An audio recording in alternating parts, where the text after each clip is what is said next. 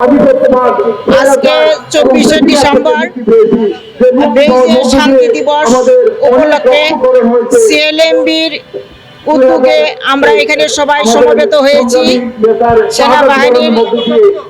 সেনাবাহিনীরা যে শান্তি মিশনে গিয়েছিলেন, আসার পথে যে 6 জন সেনাবাহিনী নিহত হয়েছেন, তাদের আত্মার মাগফিরাত কামনা করছি।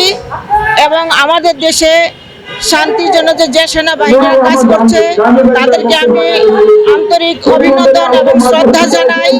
কারণ সেনাবাহিনীরা নিজের জীবনকে উৎসর্গ করে তারা দেশের জন্য, দেশের মানুষের জন্য কাজ করে যাচ্ছে এবং তারা ঝুঁকিপূর্ণ কাজগুলি তারা করছে। একটা বিল্ডিং ধসে গেলে, একটা গার্মেন্টসে আগুন লাগলে সেখানে সেনাবাহিনীরা নিজের জান বিপন্ন করে, নিজের ঝুঁকি নিয়ে তারা এই উদ্ধারের কাজগুলি করেন। তারা দেশের জন্য তারা যেভাবে পরিশ্রম করে যাচ্ছেন, তাদেরকে আমরা স্যালুট জানাই। এবং এই শান্তি দিবসে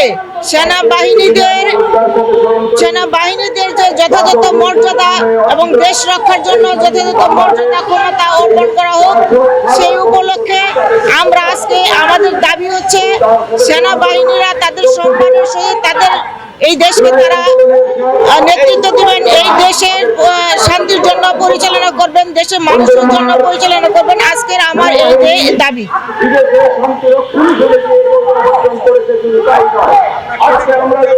আমি জান্নাত ফাতেমা, আমি সংযুক্ত মহিলা পরিষদের সভাপতি এবং মেহনতি গার্মেন্টস এন্ড টেক্সটাইল ওয়ার্কার্স ফেডারেশনের সভাপতি এবং ভাড়াটিয়া পরিষদের সভাপতি।